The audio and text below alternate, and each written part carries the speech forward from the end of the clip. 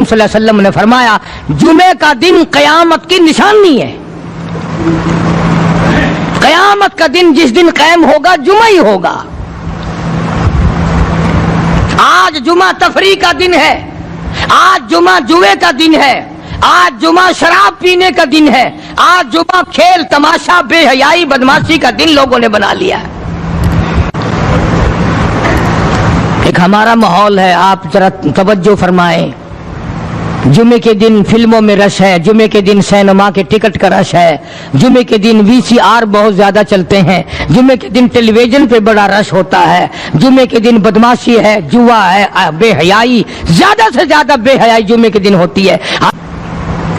حالانکہ حضور کریم صلی اللہ علیہ وسلم نے فرمایا جمعے کے دن ایک گھڑی ایسی آتی ہے جو مانگو وہی ملتا ہے. جس حال میں کچھ کوئی مشغول ہوگا وہی اس کی زندگی کا مستقل ذریعہ بن جائے گا. کون سمجھائے تمہیں کس کے اندر طاقت اور جرت ہے کہ قوم کے دھارا پھیر سکے اور قوم کے رخ کو پھیر سکے؟ کون پھیر سکتا ہے؟ اس لیے قرآن کریم نے بار بار للکارا اور فرمایا افلم یہد لہم کم اہلکنا قبلہم من القرون. اکڑنے والوں, بدماشی کرنے والوں, بے غیرت کمینوں, باداؤ, جب میرا قہر جوش میں آئے گا پھر ایک دو کو نہیں, پھر بستی کی بستی, ملک کے ملک اجاڑ کے رکھ دوں گا. افلم یہد لہم کم اہلکنا قبلہم من القرون.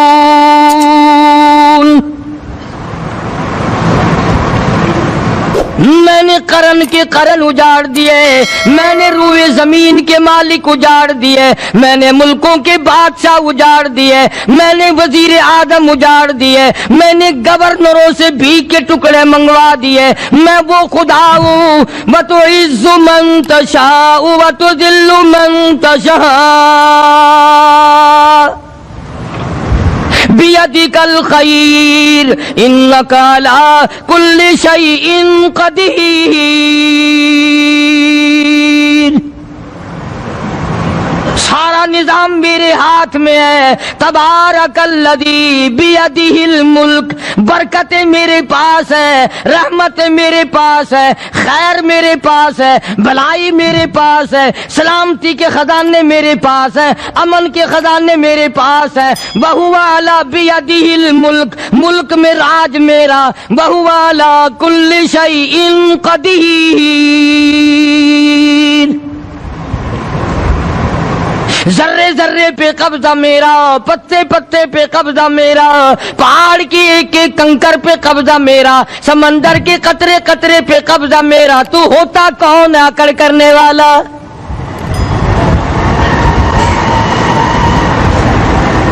غور نہیں کرتے, سوچتے نہیں ہیں کہ کلام الہی ہمیں کیا بتانا چاہتا ہے. جناب عثمان رضی اللہ تعالیٰ عنہ فرماتے ہیں اور لوگوں میں نے ساری زندگی گزار دی اسلام کے بعد, جس دن سے میں نے کلمہ پڑھا آخری دم تک کوئی جمعہ ایسا نہیں, کوئی جمعہ ایسا نہیں گزرا اللہ کے نام پر میں نے ایک غلام خرید کے آزاد نہ کیا ہو. پہلے لوگ بھی جمعے کے دن درود پاک کی کثرت کرتے تھے, خیرات کیا کرتے تھے کہ 8 دن کا کفارہ ہو جائے, اللہ تبارک و تعالی راضی ہو جائے. آج کے دن قیامت آئے گی, نہ جانے میرا کیا حال بنے گا, کن لوگوں میں میرا شمار ہوگا. مدنی کریم صلی اللہ تعالی علیہ وسلم کا دربار لگا ہوا ہے, مجلس ہے آقا مدنی صلی اللہ علیہ وسلم کی. وہ کتنے مقدروں والے جوان تھے جو اپنے محبوب صلی اللہ علیہ وسلم کی مجلس میں بیٹھتے تھے. وہ کتنے خوش بخت اور خوش نصیبے والے لوگ تھے جو اپنے آقا کے سامنے بیٹھتے تھے. حضور کریم صلی اللہ علیہ وسلم نے فرمایا مجھے 3 چیزوں سے بڑی محبت ہے, 3 چیزیں بڑی پیاری لگتی ہیں, 3 چیزیں دنیا میں بڑی مرغوب ہیں مجھے. فرمایا ایک, نماز میری آنکھوں کی ٹھنڈک ہے. سرکار کی پسندیدہ بات سنو، فرمایا نماز میری آنکھوں کی ٹھنڈک ہے، جو نماز پڑھتا ہے وہ میری آنکھوں کو ٹھنڈا کرتا ہے، جو نماز نہیں پڑھتا کیا مطلب؟ وہ مجھے رنج دیتا ہے۔ اور جامع ترمذی میں ایک حدیث موجود ہے، ارشاد ہے حضور کریم سب کہہ دو صلی اللہ علیہ وسلم کا، فرمایا کہ ہر پیر کے دن، ہر جمعرات کے دن ہر امتی کا نامہ اعمال میرے سامنے پیش کیا جاتا ہے۔ ہر امتی کا اعمال نامہ سرکار کے سامنے کر دیا جاتا ہے، تیرے فلاں امتی کا یہ عمل ہے۔ ذرا مسجد میں بیٹھے ہو، قبلے کی طرف منہ کیے بیٹھے ہو، لوگوں سوچو تو صحیح ہمارے اعمال نامے دیکھ کر آقا کو کتنا رنج ہوتا ہوگا، ہمارے کردار دیکھ کر، ہماری روح سیاہی کو دیکھ کر آقا کو کتنا رنج پہنچتا ہوگا صلی اللہ علیہ وسلم۔ ارے ہم نے حضور کی ذات اقدس کو رنج پہنچایا، پریشانی پہنچائی، تکلیف پہنچائی، پرواہ نہیں کرتے نمازوں کی، نوجوان بھی، بوڑھے بھی، حج کر کے بھی نماز پڑھتے لوگ، اور اب تو ویسے بھی دانا بینا لوگ ہیں۔ تو آپ نے ارشاد فرمایا کہ میری آنکھوں کی ٹھنڈک نماز میں ہے، تین چیزیں مجھے پیاری ہیں پوری دنیا میں، تین چیزیں پسندیدہ ہیں میری۔ سب سے پہلی فرمایا نماز میری آنکھوں کی ٹھنڈک ہے، قرۃ عینی فی الصلاۃ او کما قال النبی صلی اللہ علیہ وسلم۔ فرمایا جس آدمی، جس امتی کا یہ دل کرے کہ میں نبی کی آنکھ ٹھنڈی ہو، اسے چاہیے کہ نماز پابندی سے پڑھے۔ دوسرا فرمایا وفادار عورت مجھے بڑی پسند ہے، حضور کریم صلی اللہ علیہ وسلم نے فرمایا وفادار عورت، ہائے ہائے ہماری ماؤں سے زیادہ وفادار کون ہوں گی؟ جناب عائشہ صدیقہ رضی اللہ تعالیٰ عنہ فرماتی ہیں کالی کملی والے کے گھر میں 3 مہینے چولہے میں آگ نہیں جلتی تھی۔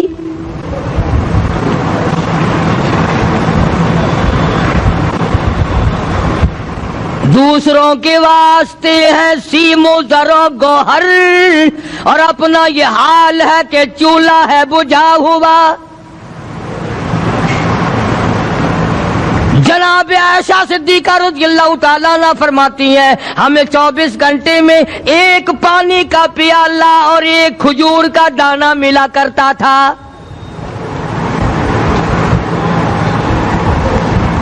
کبھی اپنی ماہوں کی خوراک تو دیکھو، خرچہ تو دیکھو، اور اگلی بات سنو تو حیران ہو جاؤ۔ جناب عائشہ صدیقہ رضی اللہ تعالیٰ عنہ فرماتی ہیں اس پیالے اور کھجور کی قدر بھی تب ہوئی جب وہ بھی نہ ملی۔ پیسوں کو برباد کرنے والوں، بے قدری کرنے والوں، ذرا سوچو تو صحیح کہ کیا گھر ہے محمد عربی سب کہہ دو صلی اللہ علیہ وسلم کا۔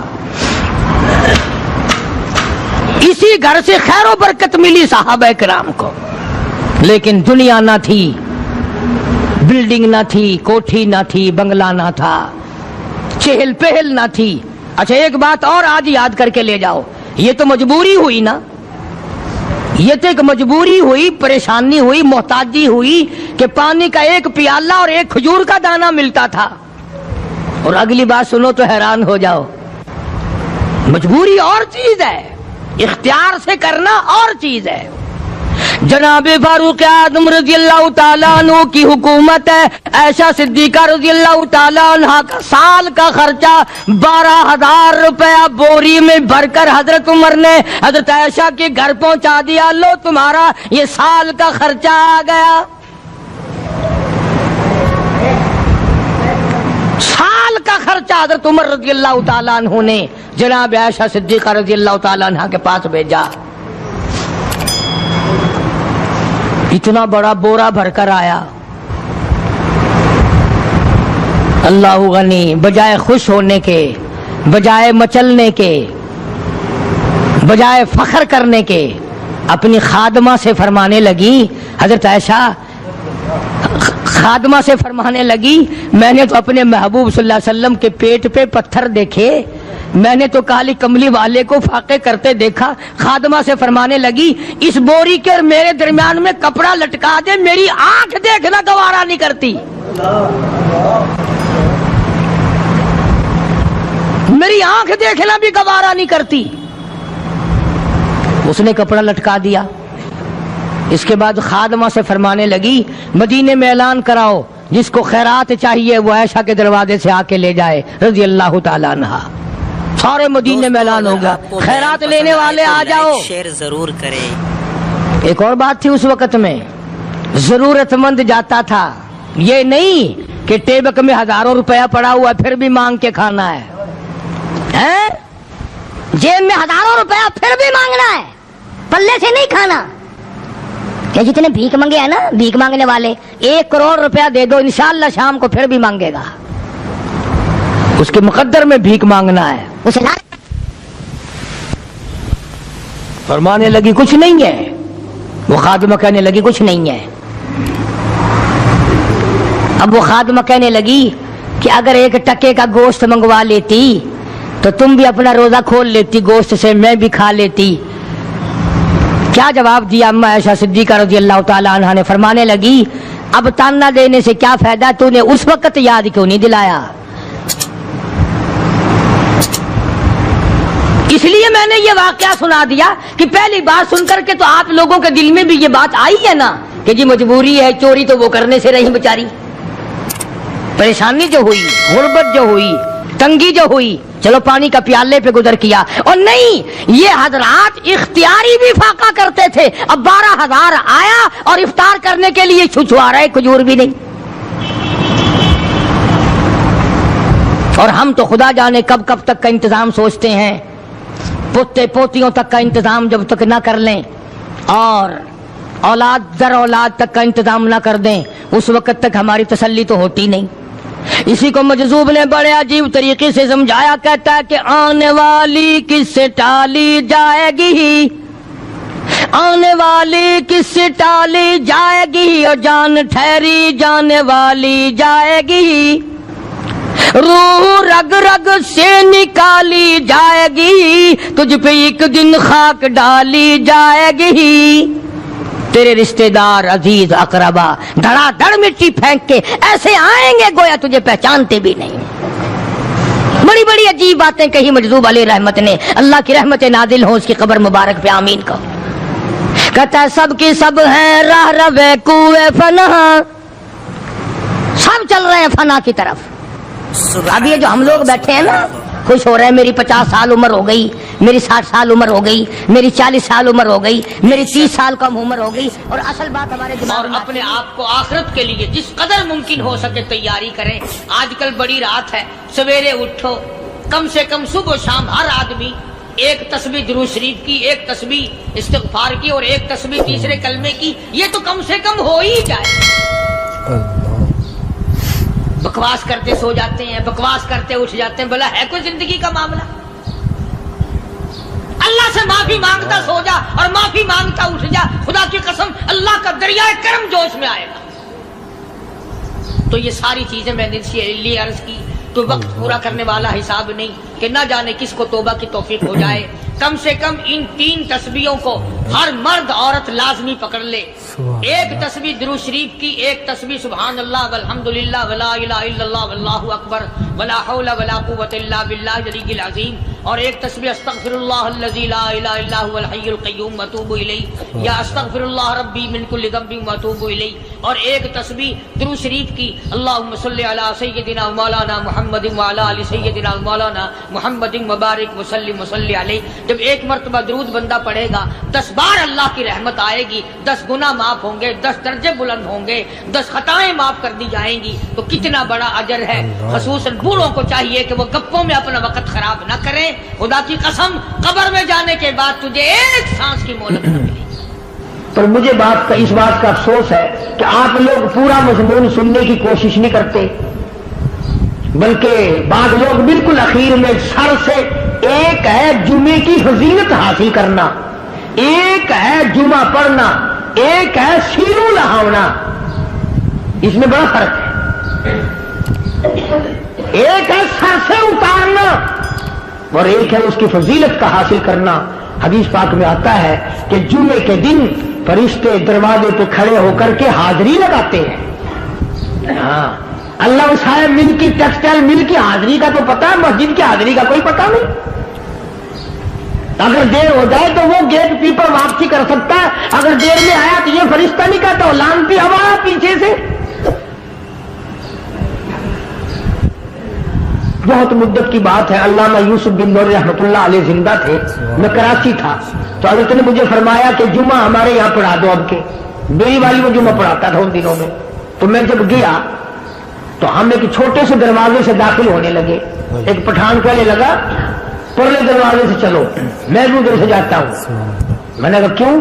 کہنے لگا فرشتہ ادھر رجسٹر لیے کھڑا ہے, تم ادھر سے گھس جاؤ گے تمہارا حاضری نہیں لگے گا. وہ کہنے لگا فرشتہ بڑے گیٹ پہ کھڑا ہے, ادھر چلو. تو کم سے کم اس پٹھان کا تو یہ عقیدہ ہے کہ فرشتہ کھڑا ہے, اور تمہارا خیال یہ ہے کہ جمعے کے دن نہ فرشتہ ہے نہ خدا ہے, کوئی بھی نہیں ہے. اس لیے سیرت النبی صلی اللہ علیہ وسلم کا عنوان شروع ہوگا. وقتی آؤ, پورا مضمون سنو تاکہ لطف آئے, دل و دماغ بنے. اور عقیدہ میں نے تمہیں بتا دیا, لا الہ الا اللہ, خدا کے سوا الہ کوئی نہیں, مشکل کشا کوئی نہیں, پیدا کرنے والا کوئی نہیں, فصل میں, دکان میں, کارخانے میں اس کے سوا برکت دینے والا کوئی نہیں. اور یہ بات بتائی کس نے؟ محمد الرسول اللہ صلی اللہ علیہ وسلم. ہمارے نبی حضرت محمد الرسول اللہ صلی اللہ علیہ وسلم نے ہمیں یہ بات بتائی, خدا کے بعد خدا کوئی نہیں, مصطفیٰ کے بعد نبی کوئی نہیں. حضور صلی اللہ علیہ وسلم کے بعد کوئی کسی قسم کا جو نبوت کا دعویٰ کرے وہ کافر ہے, دجال ہے, بے ایمان ہے, وہ خنزیر سے بدتر ہے جو میرے آقا کے ختم نبوت کے تاج کو ہاتھ لگائے گا. فرمایا لہم قلوب لا یفقہون بہا. اللہ پاک جل شانہ فرماتے ہیں جس کا دل قرآن کریم سمجھنے کا عادی نہیں, لہم قلوب لا یفقہون بہا, جس کا دل قرآن سمجھنے کے لیے تیار نہیں, وَلَهُمْ أَعْيُنٌ لَا يُبْصِرُونَ بِهَا, جس کا کان اللہ کا قرآن سننے کے لیے تیار نہیں. ام لہم آذان لا یسمعون بہا, ام لہم آذان یسمعون بہا, جس کا کان خدا کا قرآن سننے کو تیار نہیں. خدائی فیصلہ سنو, اللہ کے قرآن کا فیصلہ سنو, اللہ کے کلام کا فیصلہ سنو. جس کا کان میرا کلام سننے کے لیے تیار نہیں, جس کو میرا قرآن سن کے مزہ نہیں آتا, جس کو میرا کلام سن کے حلاوت نہیں آتی, جس کو میرا کلام سن کے لذت نہیں آتی, جس کی روح تازی نہیں ہوتی, جس کو لطف نہیں آتا, جس کو کیف نہیں آتا, جس کو سرور نہیں آتا, جو میرا قرآن سننے کو تیار نہیں, جو میرا قرآن آنکھوں سے دیکھنے کو تیار نہیں, جو میرا قرآن سننے سمجھنے کے لیے تیار نہیں. آؤ پھر خدائی فیصلہ سنو. فرمایا اولئک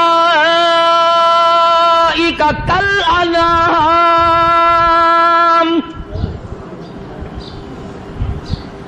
میرا فیصلہ نہیں, کسی پارٹی کا فیصلہ نہیں, کسی فرقے کا نہیں, کسی طبقے کا نہیں, کسی جماعت کا نہیں. فرمایا اولئک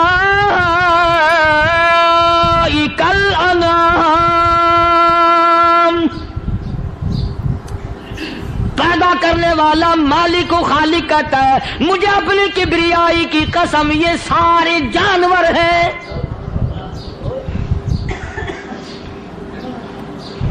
یہ سارے کے سارے جانور ہیں, یہ درندے ہیں جو ایک دوسرے کو چیر پاڑ کر کھاتے ہیں, یہ درندے ہیں جو ایک دوسرے کا خون پیتے ہیں. فرمایا بل ہم اضل, جانوروں سے بھی بدتر.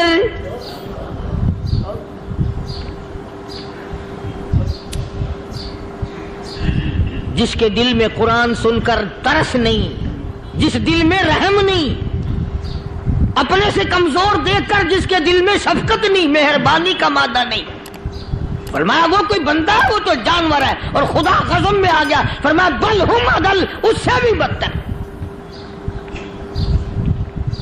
اللہ والے جو ہیں وہ ان خصلتوں کو دور کراتے ہیں اور وہ آدمی کے مزاج اور دل میں سے ایسی چیزیں نکالتے ہیں جو اس کی بربادی کا ذریعہ بنتا ہے. دل کی بیماریوں کا کسی کو فکر نہیں. بخار ہو جائے آپ چڑھ جائے آپ کو پتہ چل جاتا ہے, نزلہ ہو جائے آپ کو پتہ چل جاتا ہے, کھانسی ہو جائے پتہ چل جاتا ہے. دل کی بیماریوں کا کیا پتہ چلے؟ صحابہ اکرام رضوان اللہ تعالی علیہ مجمعین کی جماعت کے اللہ پاک کے محبوب حضرت محمد الرسول اللہ صلی اللہ تعالی علیہ وسلم نے دلوں کی صفائی کی. پہلے لوگ جھونپڑیوں میں کچے کوٹھوں میں رہتے تھے, نہ اتنی صفائی تھی نہ اتنی ترقی تھی. آج برتنوں کی صفائی دیکھو, کپڑوں کی صفائی دیکھو, مکان کی صفائی دیکھو, رات دن بس اسی دھندے میں لگے ہوئے. سارا دن برتن دھونے سے فرصت نہیں, سارا دن کپڑوں کے بناؤ اور سنوار میں فرصت نہیں.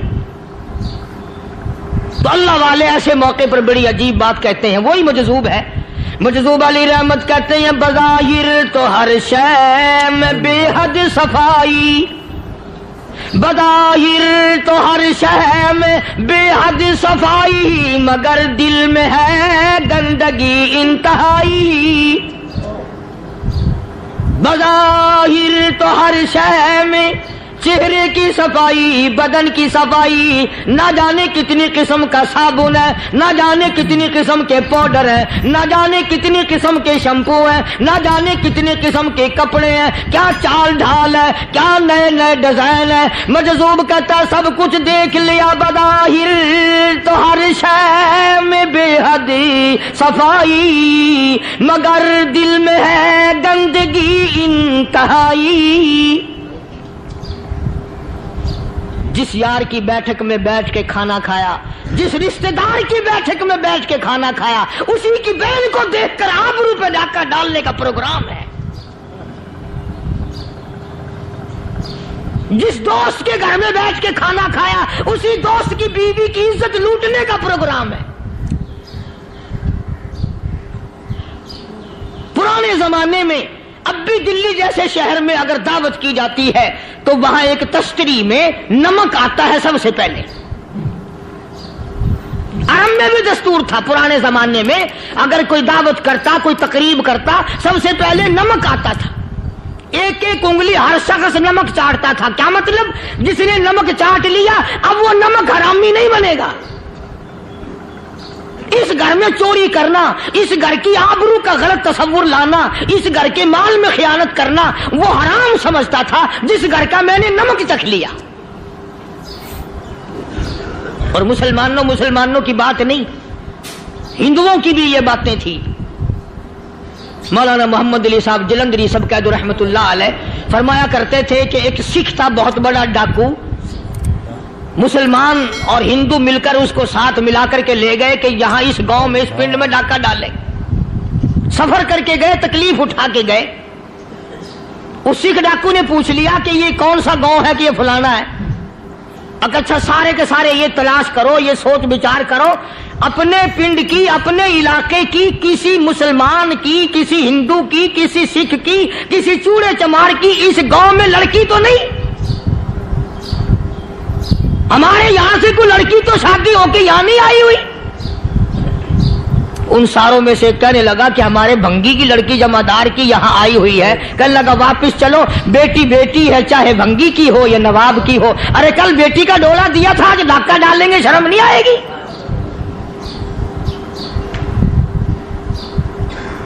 آج وہ تصور کہاں چلے گئے اور ہم سب روتے پھرتے ہیں, سکون نہیں, سکون نہیں, اطمینان نہیں. ارے اطمینان آئے گا کیسے؟ ہمارے دل بے ایمان ہے, نیتیں خراب ہے, آئے گا کہاں سے؟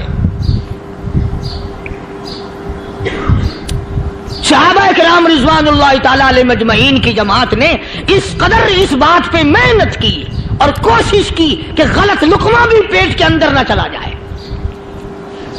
چنانچہ میں علی الاعلان کہتا ہوں 1,29,000 صحابہ کرام کالی کملی والے کے دیوانے اور پروانے हुजूर के यार जानिसार, हुजूर के साथ फाका खाने वाले, फाकों मरने वाले, पत्थर खाने वाले अपने बच्चों के टुकड़े होते हुए देखकर ला इलाहा इल्लल्लाह मुहम्मदुर रसूलुल्लाह की सदा बुलंद करने वाले सहाबा किराम का ये हाल था। पैदल सफर करके जाते थे यहूदी ईसाई, शाम निकल गए, फलस्तीन निकल गए, हिंदुस्तान आ गए, 2-2 साल लग जाते थे। अपनी जवान बेटियों को मुसलमानों के घरों में छोड़ के आ जाते थे। कभी निगाहे नबूवत ने जिनको रंग दिया था, कभी किसी सहाबी पे जर्रा बराबर इल्जाम नहीं लगा। उन यहूदियों का, उन ईसाइयों का यह अकीदा था कि मोहम्मद सल्लल्लाहु अलैहि वसल्लम के जो गुलाम हैं, इनकी निगाह भी पाक है, इनके दिल भी पाक है, इनके इरादे भी पाक है, इनके हाथ भी पाक है।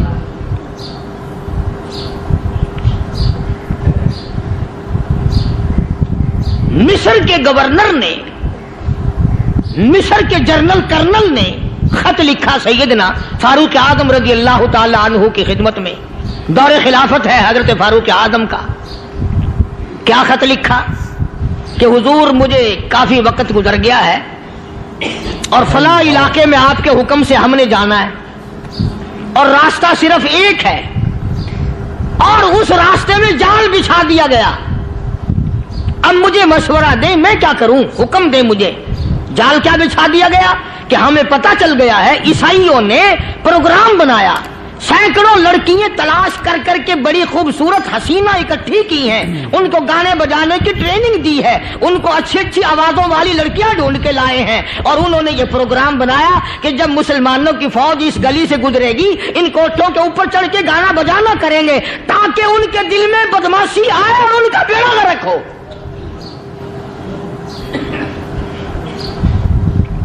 कभी काफिर का यह अकीदा था कि मुसलमान का दिल बिगड़ा तो ये गया, इसकी नीयत में खराबी आई और ये तबाह हुआ। जनाबे फारूक आज़म रज़ियल्लाहु ताला अन्हु ने उसे ये खत ने लिखा कि तू कुरान पढ़ा कर, तू नफिल पढ़ा कर। अमीर अल-मोमिनीन खलीफतुल मुस्लिमीन सैयदना फारूक आज़म रज़ियल्लाहु ताला अन्हु ने अपने जनरल कर्नल को खत लिखा कि इसमें लंबी चौड़ी फिक्र की कोई बात नहीं, इसमें कोई परेशानी वाली बात नहीं, कोई सोचो विचार वाली बात नहीं। सारे तेरी फौज में, तेरी कमान में मुसलमान है, सबको इकट्ठा कर ले, सारों को इकट्ठा करके कुरान करीम के सूरत नूर की 2 आयतें सुना दे।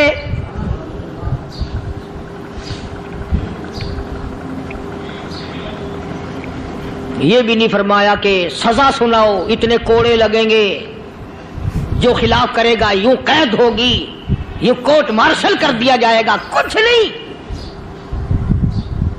जनाब फारूक आज़म रज़ियल्लाहु ताला अन्हु की राय देखो, उनके ख्याल में कुरान करीम में इतनी बड़ी ताकत है, इतनी बड़ी अजमत है, इतनी बड़ी करामत है, कलाम इलाही में इतना बड़ा शरफ है। ऐलान कर दिया, फरमाया अपने कर्नल को सारी फौज को, लश्कर को इकट्ठा करके कुरान करीम की फुला फुला आयत सुना दे।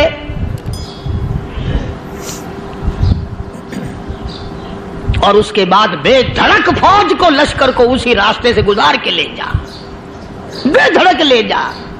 हाय, कभी कुरान की 2 आयतों से काम बन जाता था, अब सारे कुरान से मेरा तेरा काम नहीं बनता। कसूर कुरान का नहीं है, ये मेरा तेरा है। ये तो इतनी वफादार कलाम है, इतनी पाक कलाम है, खुदा की कसम। हजारों रजिस्टरों के गत्ते, हजारों चाय के डब्बे, हजारों मिठाई के डब्बे, लाखों करोड़ों दवाइयों के डब्बे गंदे नालों पे, कूड़ियों पे, रूड़ियों पे पड़े हैं। और जिस गत्ते ने कुरान के साथ यारी लगा ली, खुदा की कसम कोई आदमी बगैर वुजू उस गत्ते को भी हाथ नहीं लगा सकता।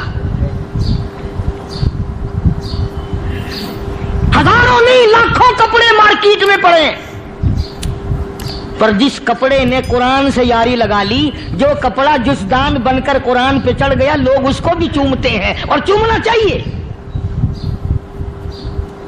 यारो, कपड़े ने कुरान से यारी लगाई तो कपड़ा अजमत वाला बन गया, गत्ते ने यारी लगा ली तो गत्ता बन गया। ہزاروں قسم کے کاغذات روزانہ ذلیل ہوتے پھرتے ہیں. جس کاغذ پہ قرآن لکھا گیا وہ عظمت پا گیا, جس سیاہی سے قرآن لکھا گیا وہ سیاہی عظمت والی بن گئی. ارے اگر مسلمان قرآن کو اپنے اندر پیدا کر لے, اس کی عظمت کو بسا لے, اس کو اپنا لاہ عمل بنا لے, اس کو اپنے سر پہ رکھ لے, تو کیا یہ بندہ قرآن کے ساتھ وفاداری کرے تو قرآن کیا خیال ہے قرآن بے وفائی کر دے گا؟ یقین نہیں, یقین اصل بات اعتقاد کی ہے. یقین کا تو یہ عالم بنا ہوا ہے کہ اگر کوئی چوری کا معاملہ ہو جائے اور کسی پر شبہ ہو, اگر اسے کہو کہ قرآن اٹھا دے تو دیر نہیں لگائے گا, اور اگر کہے کہ فلانی خانگاہ کا کنڈا مار دیا کہ یہ کام میں نہیں کرتا. خانگاہ کے کنڈے میں ایمان ہے, قرآن پہ ایمان نہیں.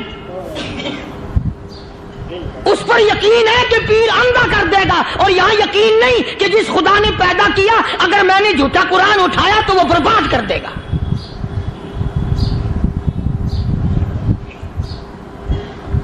عجیب عجیب لوگ ہیں. چنانچہ مصر کے کرنل نے, مصر کے جنرل نے ساری فوج کو اکٹھا کر لیا. اس نے بھی یہ بات تو نہیں کہی کہ فاروق اعظم کو دوبارہ خط لکھتا کہ حضرت یہ تو 2 آیتیں آپ نے لکھی, یہ تو سارا قرآن روز پڑھتے ہیں, پر بنے گا کیا؟ جیسے فاروق اعظم کا یقین تھا, فاروق اعظم کی فوج کے کرنل کا بھی یقین ہے, فاروق اعظم کے فوج کے جنرل کا بھی یقین ہے. اس نے ساری فوج کو اکٹھا کیا, لشکر کو جمع کیا, اور اس کے بعد کہنے لگا قل للمؤمنین یغضوا من ابصارکم وَيَحْفَظُوا فُرُوجَهُمْ ذَلِكَ أَزْكَىٰ لَهُمْ إِنَّ اللَّهَ خَبِيرٌ بِمَا يَصْنَعُونَ. او لوگوں, خدا تمہیں کہتا ہے اپنی آنکھوں کی حفاظت کرو. اگر تمہاری نظریں غلط جگہ پڑی, اپنی عزت کی حفاظت کرو, اپنی آبرو کی حفاظت کرو. اگر غلط نظریں پڑی, غلط استعمال ہوئی, ان اللہ خبیر بما یصنعون.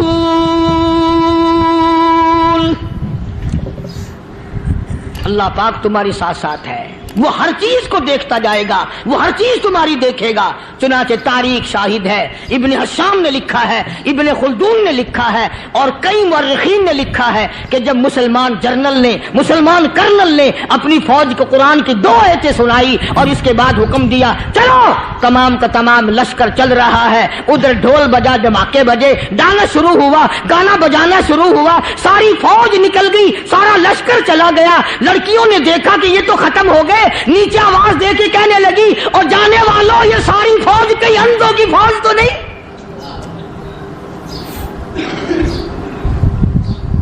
یہ حسن کا نظارہ اور یہ ڈانس اور یہ آواز, ہم ناچ ناچ کے تھک گئی, کوئی سر نہیں اٹھاتا.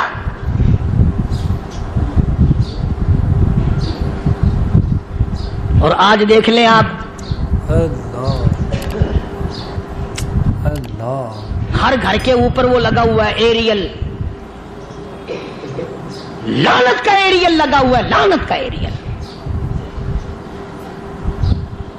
حاجیو تم کیا کہتے ہو کہ ہمارے گھر کا اس میں کیا بگڑے گا؟ خدا کی قسم وہ بگڑتا ہے, وہ دیمک لگتی ہے, وہ تباہی پھرتی ہے, تمہیں پتہ بھی نہیں چلتا.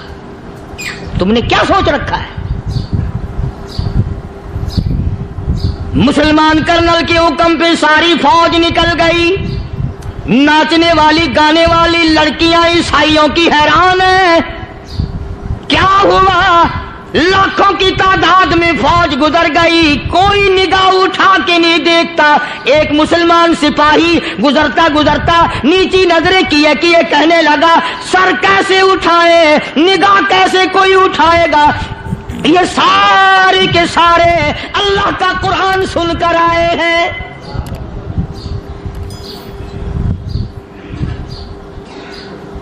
کیسے کوئی نگاہ اٹھائے گا, کیسے کوئی سر کو اٹھائے گا؟ یہ سارے کے سارے اللہ کا قرآن سن کر آئے ہیں. ان کا عمل ہوا نا قرآن پہ, ان کے عمل کا کتنا بڑا اثر پڑا.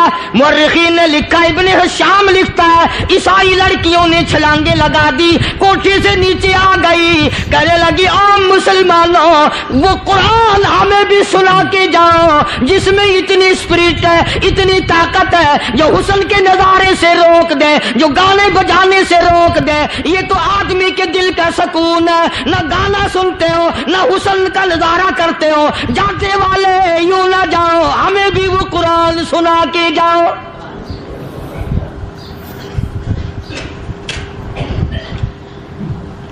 اس قرآن میں کتنی بڑی طاقت ہے, وہ کتنی عظمت ہوگی اس میں, اس کلام میں کتنی برکت ہوگی, جس کلام میں یہ تاثیر ہے کہ وہ ایسی ایسی چیزوں سے روک دیتا ہے. چنانچہ ایک مسلمان سپاہی چلتا بھی جاتا ہے اور کہنے لگا وَقُلْ لِلْمُؤْمِنِينَ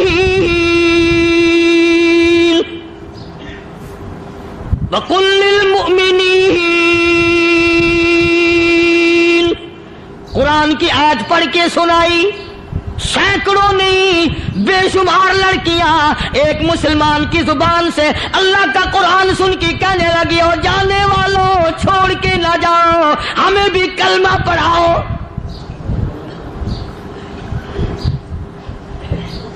جتنی بھی وہ ناچنے گانے والی تھی تمام کی تمام کلمہ پڑھ کر مسلمان بن گئی. اور مورخین نے لکھا ہے آخری دم تک قرآن کی شیدائی اور دیوانی بن کے گزری ہیں. پھر وہ لڑکیاں جو رات دن حسن و جمال کا پیکر بنی رہتی تھی, علماء نے لکھا ہے جب موت آئی ایک ایک کے بدن میں کپڑے لباس میں موت آئی تو 50-50 ٹاکی لگی ہوئی تھی.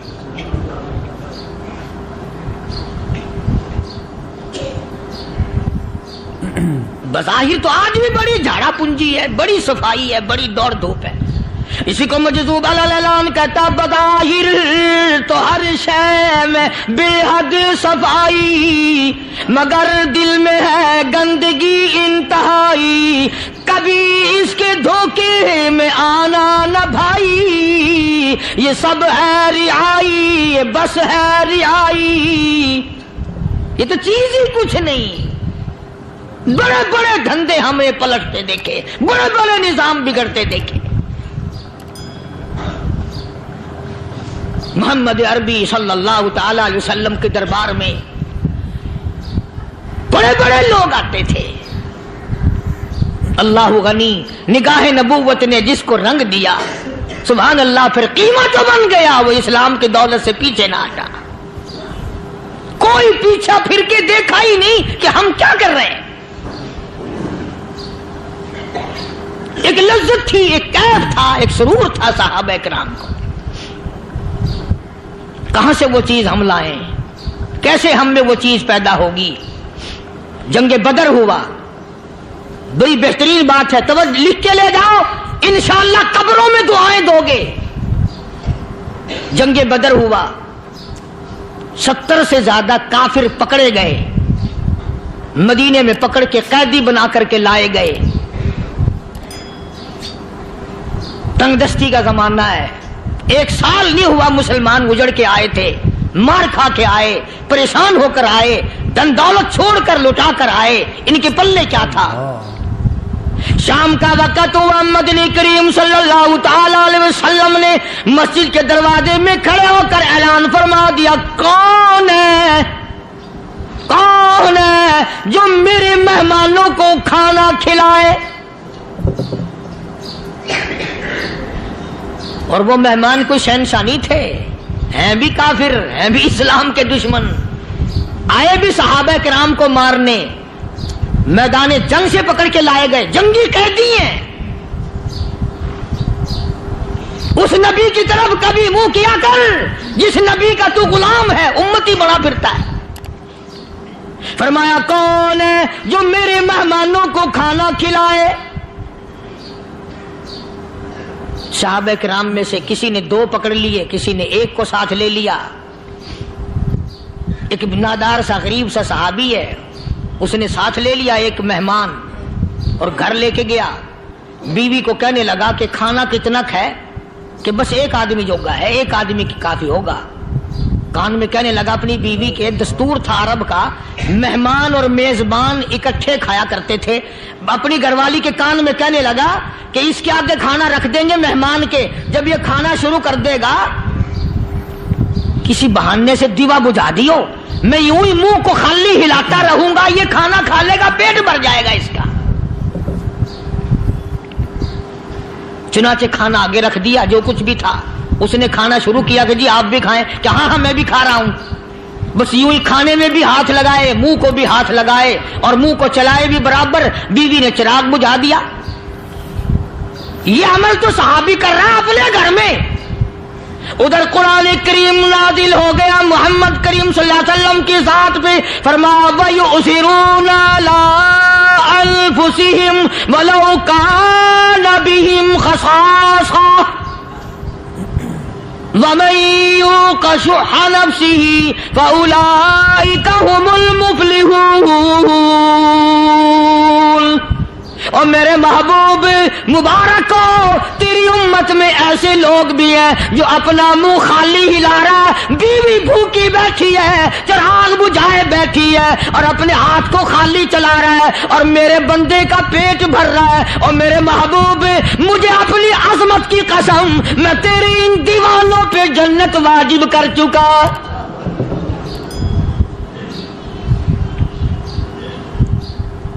اب حضور صلی اللہ علیہ وسلم نے تو ان کو نہیں سکھایا تھا کہ تو جا کے ایسا کرنا،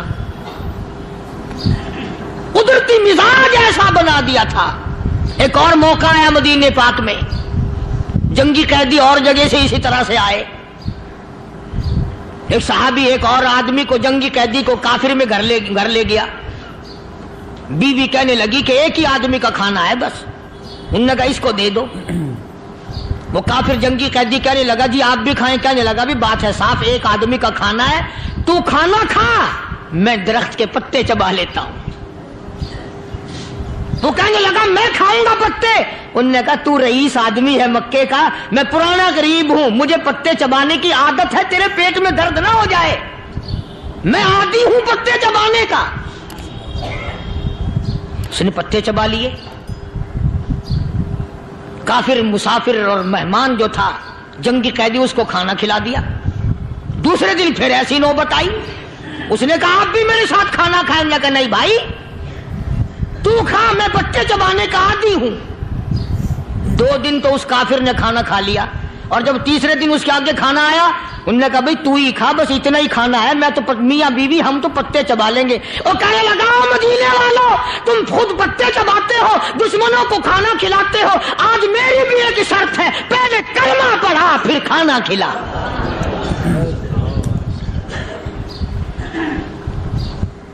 آج میری بھی ایک شرط ہے۔ 2 دن کے عمل نے کفر کو مٹا دیا، اسلام چمک گیا۔ 2 دن کے عمل نے، میرا تیرا 60 سال کا عمل ہے، کبھی کسی کافر کو مسلمان بنایا؟ الٹے ہی کام، ہر غلط، ہر معاملہ الٹا ہی ہے، ہر آدمی بیزار ہوتا ہے، یار دین تو کچھ نہیں، یار اسلام کچھ نہیں، یارو ایمان کچھ نہیں۔ اسی کو قرآن کریم نے للکار کے آواز دے کے فرما دیا لوگوں ایسی گڑبڑ نہ کرو ورنہ میں وہ خدا ہوں فَأَخَذَتْكُمُ الصَّاعِقَةُ وَأَنْتُمْ تَنظُرُونَ۔ جبریل امین نے ایک چیخ ماری، ساری قوم کے جگر پھٹ گئے، میں وہ خدا ہوں لا تركضوا وارجعوا إلى ما أترفتم فيه ومساكنكم لعلكم تسألون۔ لوگ مکان چھوڑ کے بھاگتے ہیں، ماحول چھوڑ کر بھاگتے ہیں، معاشرہ چھوڑ کر کے بھاگتے ہیں، خدا کہتا آؤ جن مکانوں پہ تمہیں ناز تھا وہ یہ کھڑے بھاگ کر رہے ہو۔ اسی کو قرآن کریم کہتا ہے ان الذین قالوا ربنا اللہ ثم استقاموا وہ آدمی جس نے لا الہ الا اللہ محمد الرسول اللہ صلی اللہ علیہ وسلم پڑھا، اللہ کی توحید کا اقرار کر لیا، او میرے مالک تیرے سوا میرا کوئی مشکل کشا نہیں، حاجت روا نہیں، میرے دل کے بھید کو جاننے والا نہیں، میری بگڑی بنانے والا کوئی نہیں، اجڑوں کو بسانے والا کوئی نہیں، کھیتی کو آباد کرنے والا کوئی نہیں، ایک دانے سے سینکڑوں دانے بنانے والا تیرے سوا کوئی نہیں۔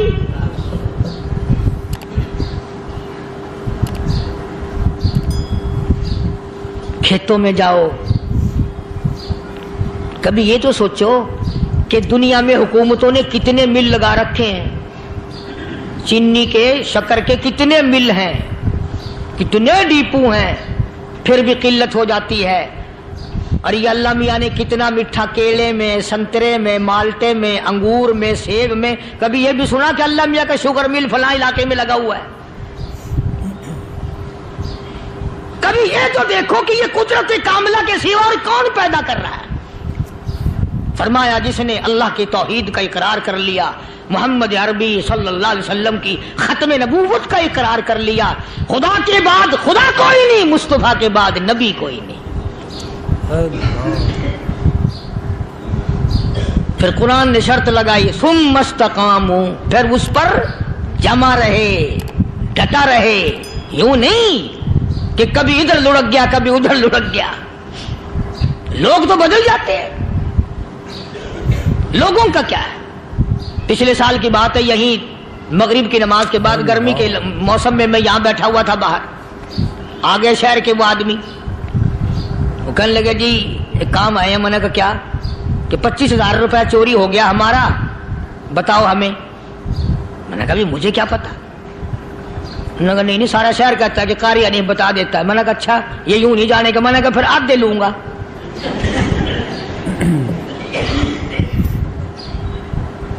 25,000 گم ہوئے ہیں نا، 12.5 میرے 12.5 تمہارے۔ کہنے ہیں دیکھو نا جی بال بچے چھوٹے چھوٹے غریب بچے ہیں جن کے وہ پیسے ہیں۔ میں نے کہا اچھا میں بادشاہ لگا ہوا ہوں؟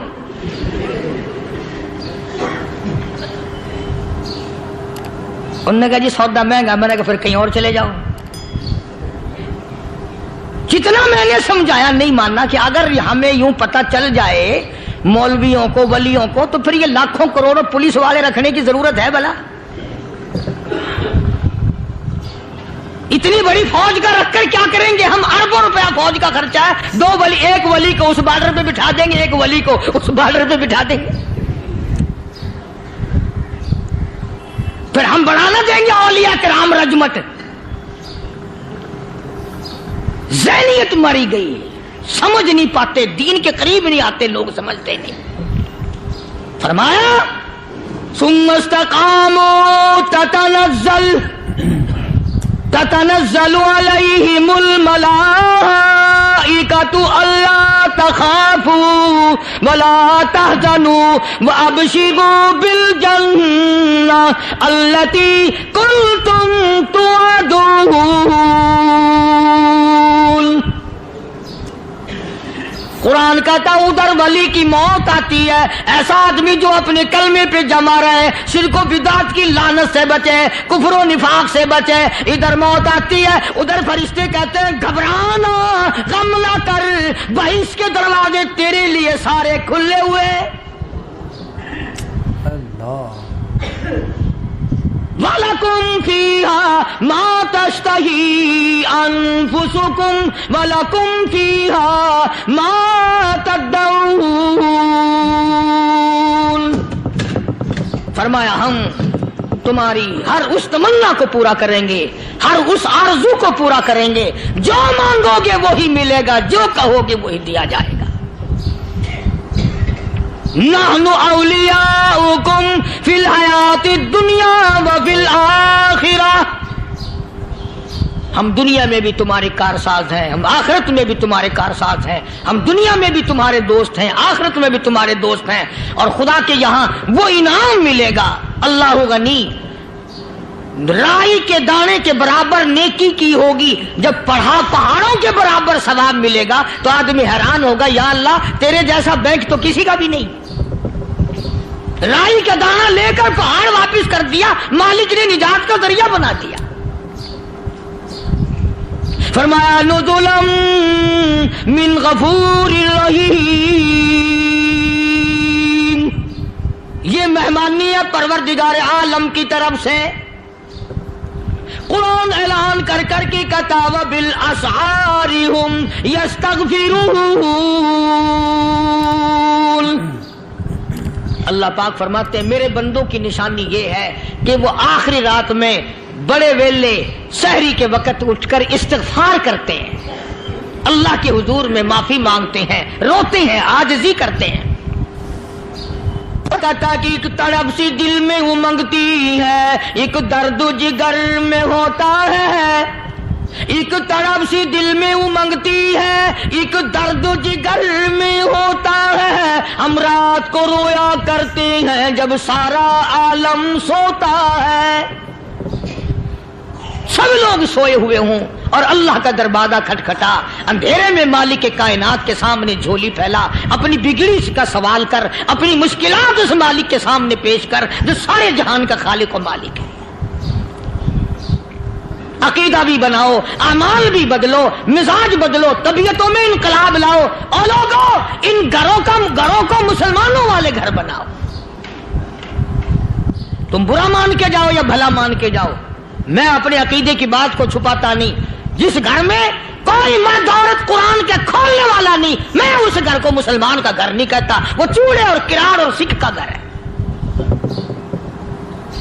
تمہیں یہ سکھایا کس نے ہے کہ مرنے کے بعد قرآن پڑھا جاتا ہے اور ساری زندگی میں نہیں پڑھا جاتا؟ یہ قرآن مردوں کے لیے تھوڑی آیا، یہ زندوں کے لیے آیا ہے۔ حدیث پاک میں آتا ہے حضور کریم سب کہہ دو صلی اللہ علیہ وسلم نے فرمایا عیسیٰ علیہ الصلوۃ والسلام ایک قبرستان سے گزرے، گورستان سے گزرے تو ایک قبر کو دیکھا، وہ نبی ایسا تھا، اس کے معجزات ایسے تھے۔ قبر میں دیکھا تو ایک بڑھیا جل رہی ہے، سڑ رہی ہے، تباہ ہو رہی ہے، رو رہی ہے۔ تو عیسیٰ علیہ الصلوۃ والسلام پناہ کر کے وہاں سے گزر گئے۔ چند دنوں کے بعد جو اسی قبر کے پاس سے گزرے تو عیسیٰ علیہ السلام کو دھیان آیا کہ اس قبر میں ایک بڑھیا بڑی عذاب بھگت رہی تھی، مگر اس دن جو دیکھا وہ تو عیش میں بیٹھی ہے، تخت میں بیٹھی آرام کر رہی ہے۔ سیدنا عیسیٰ علیہ الصلوۃ والسلام نے اللہ پاک سے سوال کر دیا، الہی مرنے کے بعد تو آدمی کوئی نیکی بھی نہیں کر سکتا، اس نے کیا کر لیا جو اس کا سارا نظام بدل گیا؟ آواز آئی اے عیسیٰ لکھ کے لے جاؤ یہ بات، حضور کا فرمان ہے۔ فرمایا اے عیسیٰ، اس مائی کے چھوٹے سے پوتے نے استاد کے پاس جا کر کے پڑھا بسم اللہ الرحمن الرحیم، اس ننھے سے منہ سے، چھوٹے سے منہ سے جب یہ لفظ نکلا اے اللہ تو بڑا مہربان ہے، تو بڑا کریم ہے، عیسیٰ چھوٹے سے منہ سے جب نکلا، وہ تو معصوم تھا، اس کے منہ سے جب نکلا نا تو میں بڑا مہربان ہوں، میں نے اس معصوم بچے کے صدقے میں اس کی دادی پہ کرم کر دیا، اس کے نام میں بڑی برکتیں ہیں، اس اللہ کا نام لینے میں بڑی برکتیں ہیں۔ گڑ میں مٹھاس ہے، اللہ کے نام میں مٹھاس نہیں، ٹافیوں میں مٹھاس ہے، اللہ کے نام میں مٹھاس نہیں۔ تم نے چکھ کے نہیں دیکھا، اگر تم چکھ لو خدا کی قسم دنیا کی کوئی چیز اچھی نہ لگے اللہ کے نام کے مقابلے میں۔